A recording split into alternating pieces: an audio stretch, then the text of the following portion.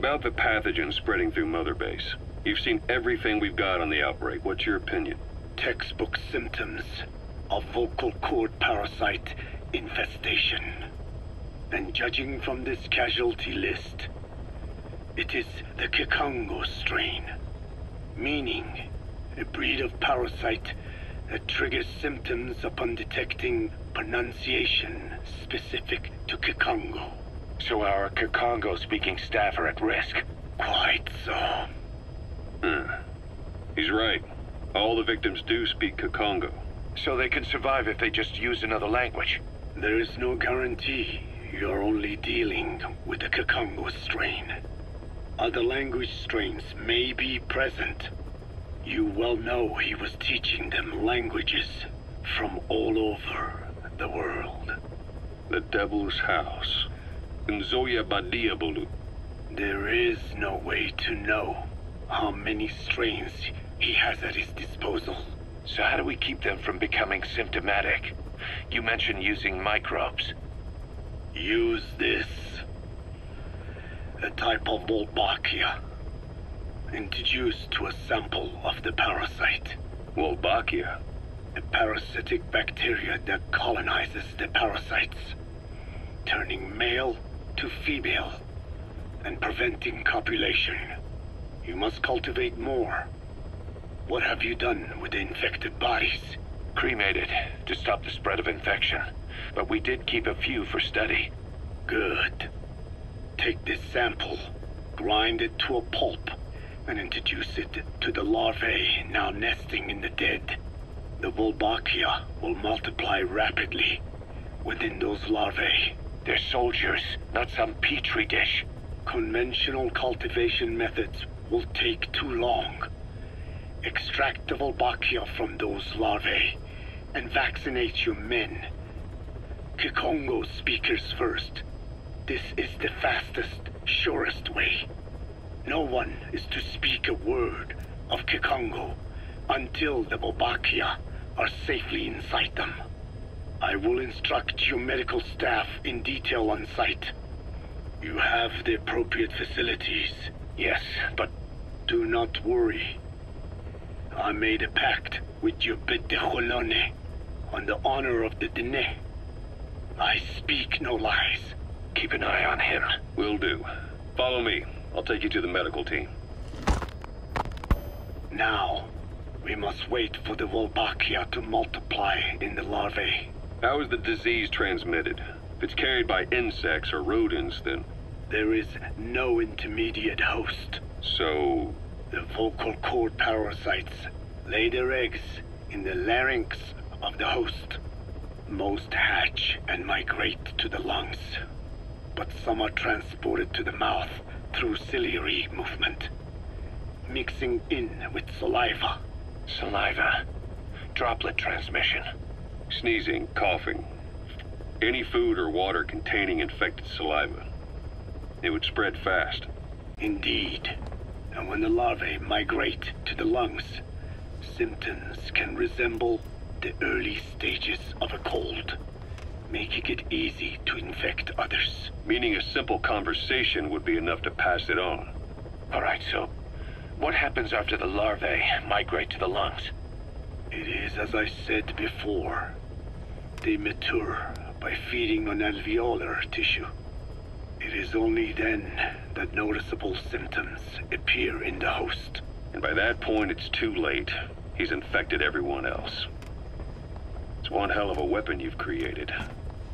That is what Blag Ana wanted. Something that would spread easily. In truth, he's not the reason. But we will discuss that another time. The Wolbachia have multiplied. We're preparing to extract them and begin vaccinating. But is this really the only way? Sure, it'll prevent infection, but the cost? You would rather remove their vocal cords? No. Tactical communication's a linchpin of what we do. What if we were to ban the use of Kikongo? Insufficient. First, there's no guarantee that only the Kikongo strain is here. Second, there is the matter of how the parasites lay their eggs. Before they can copulate, they must be exposed to the pronunciation of a specific language for a period of time, like a container filling with water.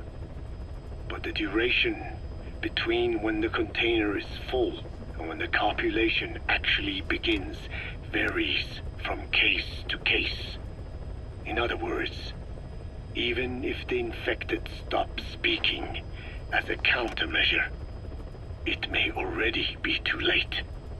The only true solution is to prevent copulation through the Wolbachia, or by physically removing the affected tissue. Do any anti-parasitics work? It sounds as though you have already tried. Yeah. We tried every one there is, and nothing. I have yet to find a medicine that can remove the parasites. At best, it temporarily covers their ears. Why is that? Because the parasites are companions to us. To remove them inevitably harms the host. Companions? More than you think. And this is why the human immune system cannot eliminate them. We've inoculated the staff with Wolbachia to keep them from becoming symptomatic.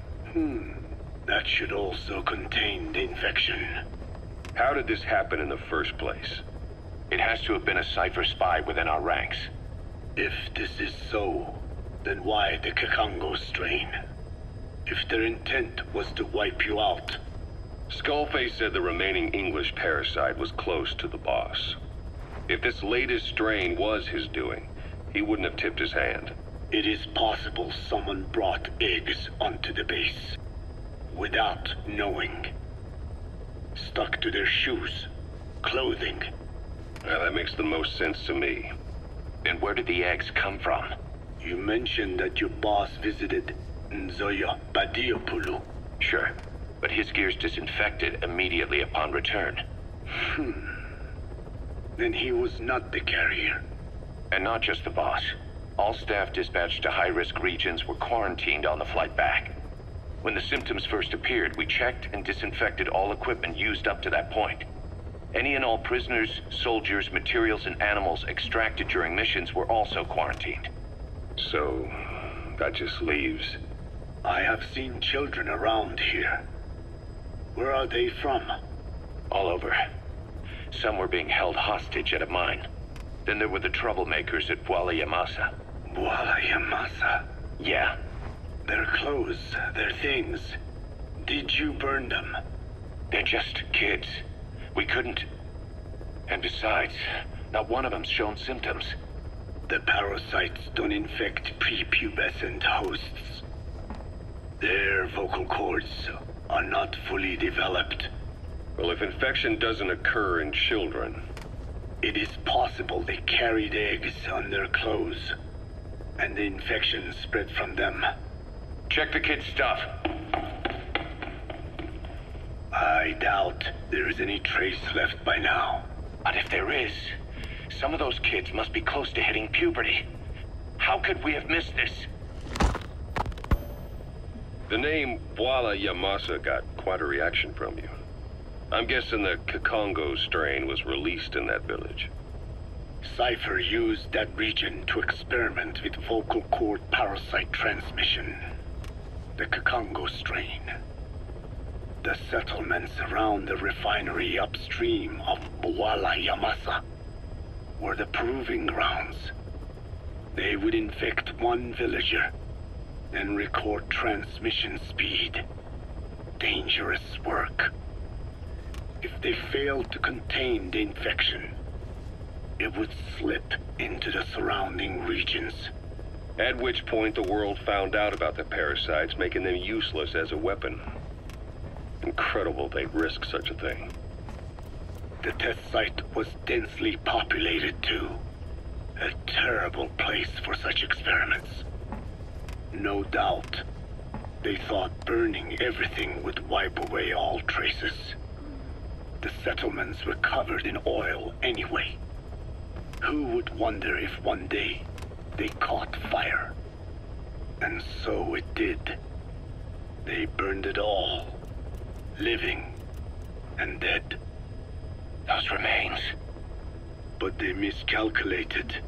Transmission speed was far faster than anticipated. It may have been the temperature, or hygiene standards, or perhaps the parasites reacted quickly to Kikongo.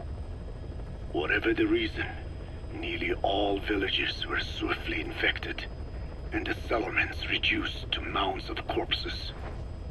Making matters worse, the dry season was ending. When it came time to burn the village, the Moneni River had swelled. Many of the bodies were waterlogged. Meaning they didn't burn completely. The corpses still contained viable eggs, and the larvae washed downstream. And when the people downstream drank that water, That marked the end for Bwala Yamasa. I learned all of this at the mansion. I warned him of the risk of eggs getting out. And? We are prepared for any eventuality. I get it. Putting the oil field back online. The oil leaks, saner. They plan to pollute the river, prevent the spread of infection. But the oil flow was stopped, and downstream the people of Masa village started using the water again. The PF soldiers deployed at the village were locals, spoke Kikongo. They were infected, and the kids survived. I've heard enough. And who stopped the flow of oil? Don't. We did. That confirms it. The source of the Kikongo strain infection was Masa village. And the children brought it here. It is no one's fault. There is no blame to be cast. The parasites, they were tested in other regions? Their physiology requires that they be tested under varied conditions. Another test site was in Afghanistan.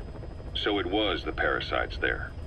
Both the Pashto and Tajik languages are spoken in the mountains of Afghanistan, and population density is low. Ideal testing grounds for how accurately the parasites target only the specified language. It is also relatively easy to prevent the spread of infection. And the results? The first test, I am told, was a success. Once the Pashtun Mujahideen were infected with the Pashto strain, they were all but wiped out. The Hamid fighters at Smasei Fort. It was doubly successful. No Tajik Mujahideen or Soviet soldiers became symptomatic. So the parasites proved to be effective. What about the second test? Also supposedly a success. A Pashtun village was the target. However, the original aim was to obtain samples of the infected. In this, they failed. And the village? The Soviets enacted a standard scorched earth operation. That must have been the village where Malak lived, before being held captive at La Marjate Palace. Having had more time to think on it, the details shared with me may have been false. They are madmen who would do anything to cover up the truth. They certainly seem to like tossing their problems in the fire.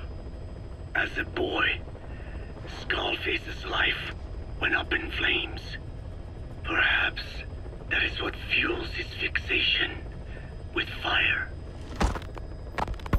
Your Wolbachia stopped the infection all right, but I still don't get it. How can a few bacteria change males to females? I know they're only bugs, but... It is not such a rare thing in the natural world. Many insects and nematodes are infected with Wolbachia. But why?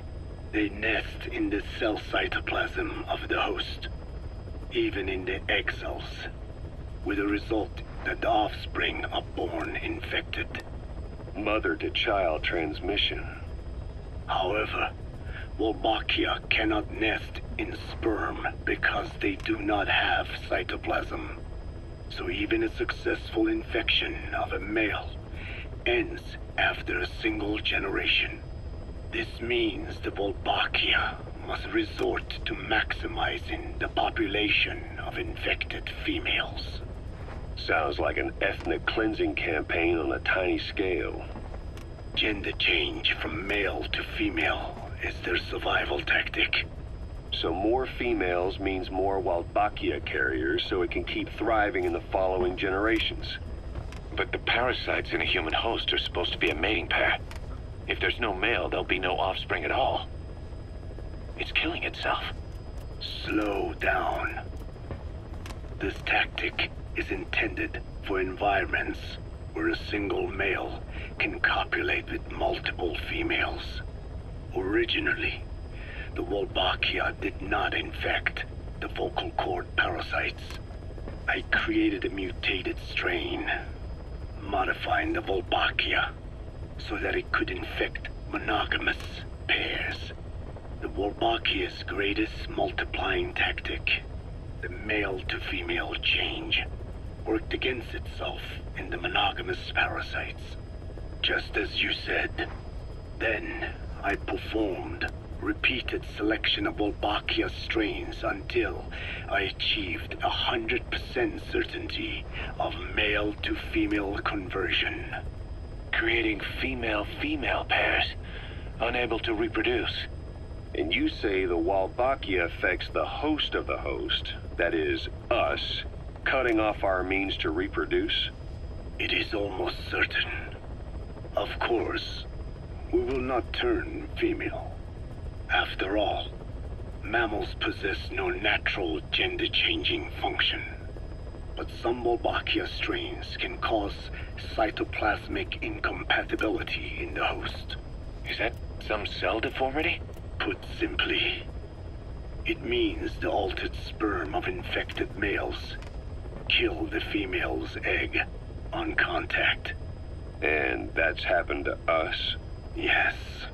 And yet, what occurs in humans is not just simple CI. To date, there are no cases of Wolbachia affecting humans. The fact that this strain causes this effect, is it the vocal cord parasite's affinity with humans? I do not know enough to say for sure. So the parasite warps the host. Reminds me of what Skullface said. It is the way of all organisms to create their own optimal environment. Just look at you and this base. Organisms that cannot do this are doomed to extinction. The difference with parasites is that their environment is another organism. That creates a connection between life and life. Parasitism, symbiosis, or death. In this way, the host too is challenged to adapt.